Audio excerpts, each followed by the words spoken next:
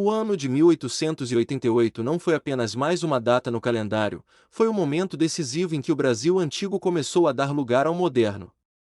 No centro de tudo isso estava o Rio de Janeiro, a capital do Império, que vivia dias de euforia, tensão e transformações profundas. Naquela época, a cidade abrigava cerca de 400 mil habitantes e vivia uma tentativa desesperada de imitar a Europa, mesmo sob o calor escaldante dos trópicos. Caminhar pelo Rio de 1888 era uma experiência de contrastes brutais. A elite carioca, influenciada pela moda francesa, desfilava pela Rua do Ouvidor, o centro nervoso do luxo e da cultura, vestindo casacas de lã, cartolas e vestidos pesados, ignorando as altas temperaturas. A cidade tentava ser uma Paris nos trópicos, com cafés, teatros e livrarias, mas a realidade das ruas contava outra história. A infraestrutura era precária, não havia o saneamento básico que conhecemos hoje, e o cheiro nas vias públicas era forte. No verão, as epidemias de febre amarela eram o maior terror da população. Enquanto a elite frequentava os salões, a classe trabalhadora e os recém-libertos se aglomeravam nos cortiços, habitações coletivas que começavam a se multiplicar e que se tornariam cenário de obras literárias famosas. O transporte público era dominado pelos bondes puxados por burros, que dividiam espaço com carruagens, pedestres e as maltas de capoeira, grupos que dominavam as ruas e exerciam grande influência política e social. Politicamente, a cidade era um barril de pólvora. O imperador Dom Pedro II, já idoso e com a saúde fragilizada, estava frequentemente ausente, deixando a regência nas mãos da princesa Isabel. As ideias republicanas ganhavam força nos jornais e nas conversas de esquina, mas foi a campanha abolicionista que tomou conta do ano. O ápice de 1888 ocorreu em 13 de maio. Quando a Lei Áurea foi assinada, o Rio de Janeiro entrou em um estado de êxtase nunca antes visto. Relatos históricos contam que uma multidão incalculável tomou as ruas em frente ao Paço Imperial. Não havia distinção de classe naquele momento: estudantes, jornalistas, a elite, principalmente, a população negra celebravam juntos o fim oficial da escravidão. Foi uma festa que durou dias, transformando a capital em um carnaval fora de época. Em resumo, o Rio de Janeiro de 1888 era uma cidade vibrante, suja, elegante e caótica ao mesmo tempo. Era o retrato de um país que se despedia da monarquia e da escravidão, caminhando a passos largos e incertos para a proclamação da República que viria logo no ano seguinte. Se a Rua do Ouvidor era a vitrine de luxo do Rio de 1888, o resto da cidade era os bastidores caóticos onde a maioria da população lutava para sobreviver. Para entender o dia a dia do pobre nessa época, precisamos esquecer o conceito de privacidade e conforto. E você? Sabe onde os pobres viviam e como os pobres viviam? Os pobres viviam em cortiços. Pode-se dizer que na época o Rio de Janeiro vivia a era dos cortiços. Mas por que era dos cortiços? Calma, eu explico para você.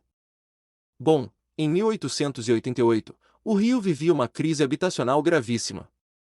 A abolição iminente e a migração para a capital incharam a cidade, mas não havia casas para todos. A solução improvisada foram os cortiços, ou estalagens. Imagine grandes casarões coloniais antigos, abandonados pela elite que se mudava para bairros mais arejados, como Botafogo e Glória, sendo transformados em colmeias humanas.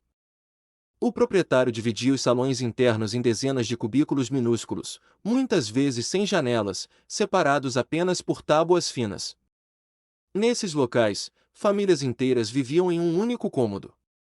O quintal era coletivo e funcionava como o coração da comunidade. Ali as lavadeiras trabalhavam em grandes tinas de madeira, as crianças corriam entre galinhas e porcos, e as fogueiras eram acesas para cozinhar, já que não havia cozinhas individuais.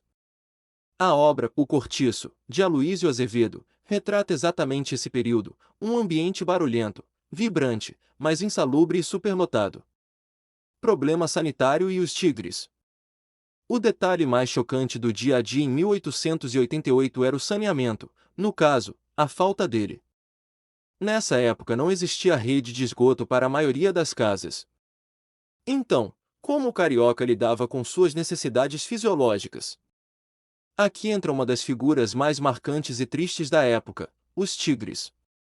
Todas as noites, escravizados ou trabalhadores recém-libertos carregavam grandes barris de madeira cheios de dejetos, fezes e urina, das casas para despejar no mar ou na baía de Guanabara. Durante o trajeto, o conteúdo dos barris muitas vezes vazava e escorria sobre seus corpos. O amoníaco e a ureia, em contato com o sol e a pele negra, deixavam marcas brancas listradas. Por parecerem listras de um felino, o povo os apelidou cruelmente de tigres. O mau cheiro no Rio de Janeiro era, segundo viajantes estrangeiros, algo insuportável, uma mistura de maresia com esgoto a céu aberto. Trabalho e sobrevivência nas ruas. Para o pobre, a rua era o escritório. Sem indústrias formalizadas, o Rio de 1888 vivia do comércio ambulante. As ruas eram tomadas pelas ganhadeiras e quituteiras, mulheres, muitas vezes ex-escravizadas, que vendiam angu, doces e frutas em tabuleiros. Os homens trabalhavam no porto, carregando sacas de café, ou como artesãos improvisados. O dinheiro era curto e a comida baseava-se em feijão, farinha, carne seca e, quando possível, peixe. Violência e ordem social, as maltas de capoeira. A segurança pública era inexistente para o pobre e repressiva para o negro. Em 1888, a capoeira não era vista como esporte ou cultura, mas como crime e vadiagem. O Rio era dividido por gangues conhecidas como maltas de capoeira, as mais famosas eram os Nagoas e os Guaiamuns. Esses grupos controlavam territórios, protegiam políticos em troca de favores e resolviam disputas na navalha. O cidadão comum tinha medo de cruzar com uma malta em dia de conflito. A polícia, por sua vez, perseguia qualquer negro que estivesse parado na rua sem ofício definido, enquadrando na lei de vadiagem. Conclusão: viver no Rio de 1888 sendo pobre significava acordar em um quarto abafado, buscar água em um chafariz público, já que não havia água encanada, trabalhar o dia todo sob o sol vendendo ou carregando peso, e voltar para casa desviando do esgoto nas ruas. Era uma vida dura, de resistência, onde a comunidade do Cortiço era a única rede de apoio social. O Rio de Janeiro da elite, uma Europa nos trópicos em pleno 1888. Enquanto os cortiços fervilhavam de gente e dificuldades, a elite do Rio de Janeiro vivia em uma realidade paralela. Para os barões do café, altos funcionários do império e comerciantes ricos, a vida em 1888 era uma eterna tentativa de negar que estavam no Brasil e fingir que moravam em Paris. A moda, elegância e suplício. O detalhe mais curioso do dia a dia dos ricos era a tortura fashion. A moda era ditada rigorosamente pela Europa. Imagine o calor úmido de 40 graus do Rio de Janeiro. Agora, imagine usar casacas de lã grossa, coletes, camisas de gola alta engomada e cartolas pretas. Era assim que os homens se vestiam.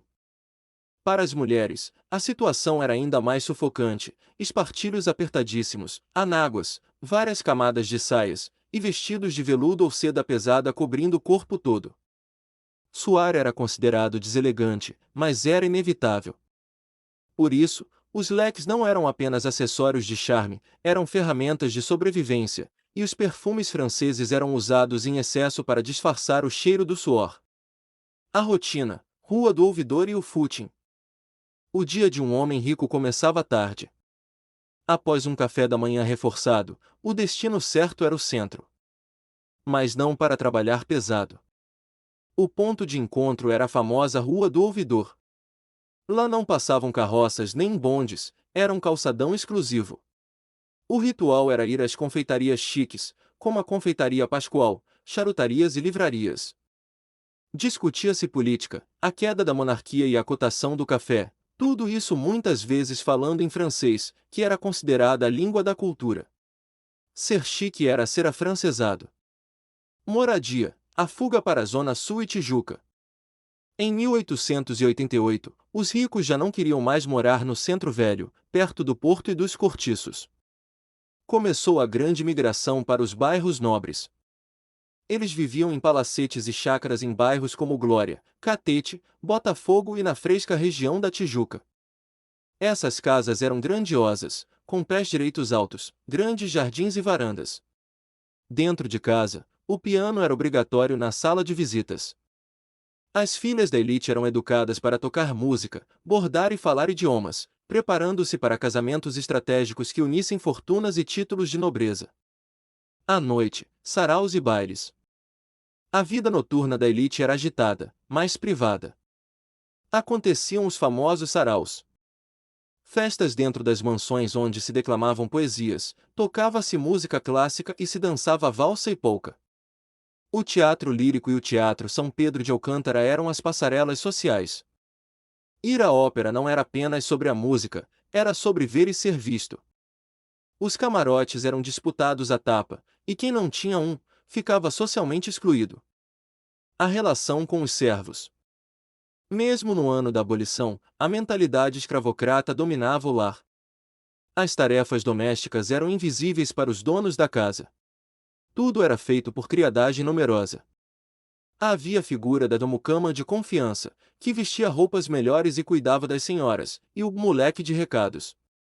Em 1888, com a Lei Áurea, muitos desses ex-escravizados continuaram nas mesmas casas, trabalhando em troca de comida e teto, pois não tinham para onde ir, mantendo a dinâmica de servidão praticamente inalterada dentro dos portões dos palacetes. Conclusão: viver como rico no Rio de 1888 era viver em uma ilha de fantasia europeia cercada por um mar de desigualdade. Eles bebiam champanhe importado e discutiam o futuro do Brasil, sem saber que, em poucos meses, o império que sustentava seus títulos e privilégios iria desmoronar. Mas isso fica para um próximo vídeo. Muito obrigado por terem assistido até o final, e até o próximo vídeo.